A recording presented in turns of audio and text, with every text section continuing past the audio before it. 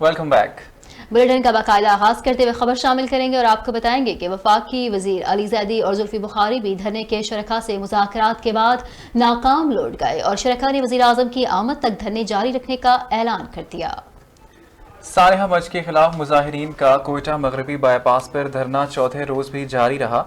वजीर आज़म इमरान खान की हिदायत पर पहुंचने वाली हुकूमती टीम के भी मुजाहिरीन से मुज़ाकरात नाकाम हो गए और धरने के शुरा ने वजीर आज़म इमरान खान को कोयटा आमद तक धरना खत्म करने से इनकार कर दिया।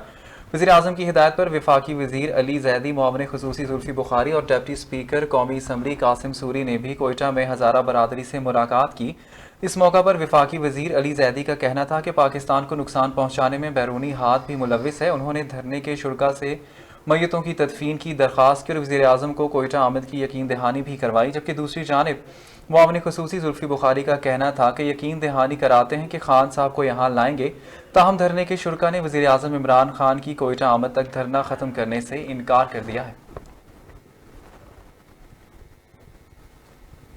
आगे बढ़ते हुए आपको बताएं कि वफाकी वज़ीर दाखिला शेख रशीद अहमद का कहना है कि सानिहा मज के मुल्ज़िमान को अंजाम तक पहुँचाएंगे, जो भी वाक़े में मुलविस होगा किसी को भी नहीं छोड़ेंगे।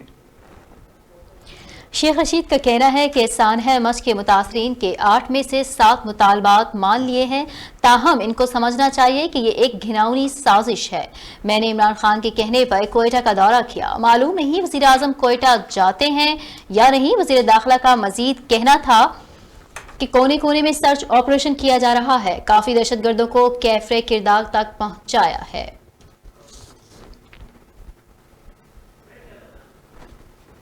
और यहाँ आपको बताएं कि स्पीकर कौमी असम्बली ने काजी हुसैन अहमद की दीनी, सियासी और समाजी खदमात को खैराज तहसीन पेश करते हुए कहा है कि काजी साहब से मेरा मोहब्बत, प्यार और एहतराम का रिश्ता था। ज़बान तालिब इल्मी से काजी साहब के साथ काम करने का मौका मिला। स्पीकर असम्बली असद कैसर का काजी हसन अहमद मेमोरियल फाउंडेशन की तकरीब से खिताब में कहना था कि काजी साहब एक शफीक, मेहरबान और दोस्त और दूसरों का ख्याल रखने वाले शख्स थे। उन्होंने असद कैसर ने कहा कि वज़ीर आज़म पाकिस्तान इमरान खान का भी काजी हुसैन अहमद से गहरा तअल्लुक़ था। काजी हुसैन अहमद ज़ाती मराद के लिए नहीं बल्कि एक मकसद के लिए सियासत करते। इनकी शख्सियत हम सब के लिए मशअल राह की हैसियत रखती है। काजी साहब ने अपनी ज़िंदगी को इस्लाम की सरबुलंदी और इंसानियत की खिदमत के लिए वक्फ रखा था। स्पीकर कौमी असम्बली ने कहा कि काजी हुसैन अहमद साहब जैसी शख्सियात मुद्दतों बाद पैदा होती हैं।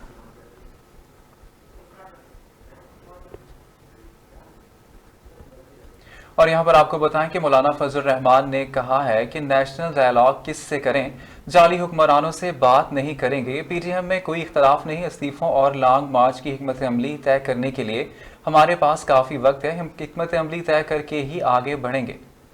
जमीयत उलमा इस्लाम फे के सरबराह मौलाना फजल रहमान ने DI खान में मीडिया से गुफ्तगू करते हुए कहा कि जाली हुकूमत के साथ कौमी डायलॉग खारिज इम्कान है। ये जाली असम्बली है, इसको वक्त पूरा नहीं करने देना चाहिए। आइन और कानून के दायरे में हिकमत अमली पर मुतवज्जा हैं। सेनेट इलेक्शन के बारे में फैसले मुत्तफिका हैं। कौम को वोट की अमानत मिलनी चाहिए। जनवरी का पूरा माह है, आइंदा का लाहे अमल तय करेंगे। फजल रहमान ने कहा कि आज बन्नू में सबसे बड़ा इज्तिमा होगा। हुकूमत हमारे मुजाहिरों को नहीं रोक सकती। मुल्तान, लाहौर में कोशिश की, लाखों के इज्तिमा को 3-4 हज़ार का इज्तिमा जाहिर करने की कोशिश की। उनका कहना था कि स्थान है मच अंदनाक वाक़या है, जिम्मेदारों को कैफरे किरदार तक पहुंचाया जाए। हुकूमत कहती है दहशतगर्दों को शिकस्त दी, कहाँ है वो शिकस्त।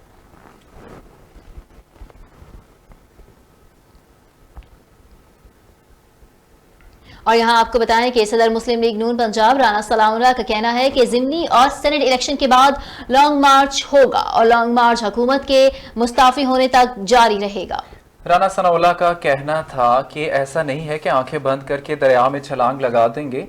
इनका कहना था कि फैसला हो चुका है कि पहले ज़िमनी और सेनेट इलेक्शन होंगे, फिर लॉन्ग मार्च होगा और लॉन्ग मार्च उस वक्त तक जारी रहेगा जब तक हुकूमत मुस्ताफ़ी नहीं होगी।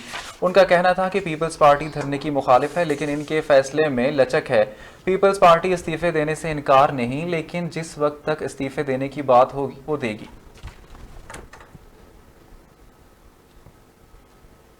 यहाँ पर आपको बताते चलें कि नैब लाहौर का बड़ा इंकिशाफ। पाकिस्तान मुस्लिम लीग नून के रहनुमा और साबिक वजीर दिफा ख्वाजा आसिफ के 48 बैंक अकाउंट्स का सुराग लगा दिया है। ذرائع کے مطابق منی لانڈرنگ اور آمدن سے زائد اثاثہ جات کیس میں 48 بینک اکاؤنٹ سامنے آئے جو کہ خواجہ آصف، ان کی فیملی ممبران اور بے نامی اداروں کے نام پر کھلوائے گئے۔ ان اکاؤنٹس میں 1 ارب 45 کروڑ روپے کی رقم جمع ہوئی۔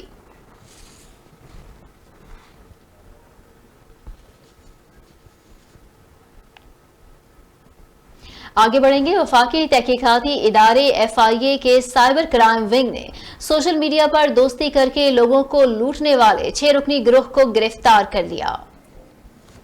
FIA کے مطابق گرفتار ہونے والے گروہ میں 5 نائجیرین اور 1 پاکستانی ملزم شامل ہیں۔ ملزمان سوشل میڈیا پر خواتین کے نام سے اکاؤنٹ بنا کر دوستی کرتے تھے اور اب تک متعدد لوگوں سے فراڈ کر چکے ہیں۔ حکام نے بتایا کہ ملزمان سوشل میڈیا پر دوستی کرنے کے بعد شہریوں سے رقم بھی بٹورتے تھے۔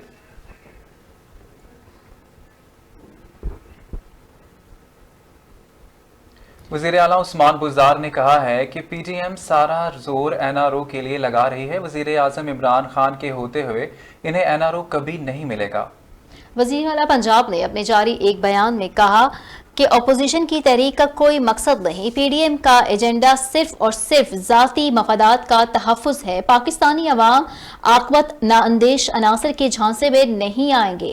عثمان بزدار نے کہا کہ معیشت درست ٹریک پر آ چکی ہے، کرونا کے باوجود کاروباری سرگرمیوں میں تیزی آ رہی ہے، عوام ترقی اور خوشحالی چاہتے ہیں، افراتفری نہیں۔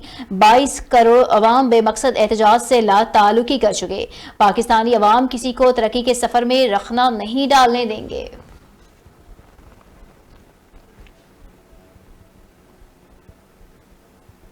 اور یہاں آپ کو بتائیں کہ گورنر پنجاب چودھری سرور نے کہا ہے کہ آئندہ چیئرمین سینٹ بھی پاکستان تحریک انصاف سے ہی ہوگا۔ اپوزیشن ہر محاذ پر ناکامی کے بعد محفوظ راستے کی تلاش میں ہے۔ چودھری سرور نے کہا کہ 31 جنوری آ رہا ہے، سب دیکھیں گے، اپوزیشن کے استعفے نہیں آئیں گے۔ PDM پریشان ڈیموکریٹک موومنٹ بن چکی ہے۔ PDM سیاسی طور پر زندہ رہنے کے لیے ہاتھ پاؤں مار رہی ہے۔ لانگ مارچ کا اپوزیشن کا اعلان بھی آخرکار لانگ ہی ہو جائے گا۔ چودھری سرور کا کہنا تھا کہ اپوزیشن کی خود کو ہی نہیں پتا کہ وہ اسمبلیوں سے استعفے کب دے گی۔ ملک دشمن عناصر پاکستان کو عدم استحکام کا شکار کرنے کی سازشیں کر رہے ہیں۔ آج ملک میں امن و استحکام کے لیے سب کو مل کر کام کرنے کی ضرورت ہے۔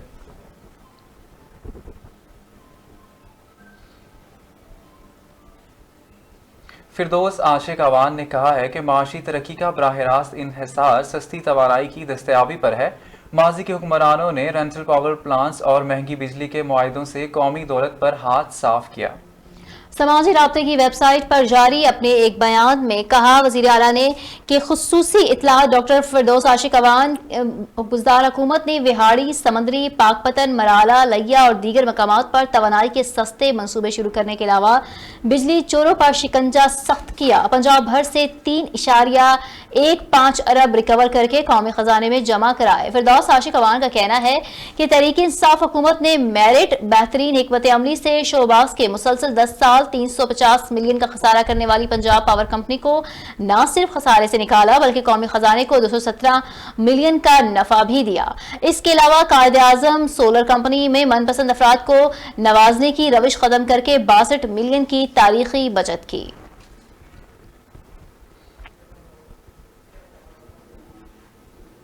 کورونا کی صورتحال شامل کریں گے۔ ملک میں corona virus out of control, مہلک جان لیوا وائرس سے 52 افراد جاں بحق ہو گئے، جس کے بعد اموات کی مجموعی تعداد 10,461 ہو گئی۔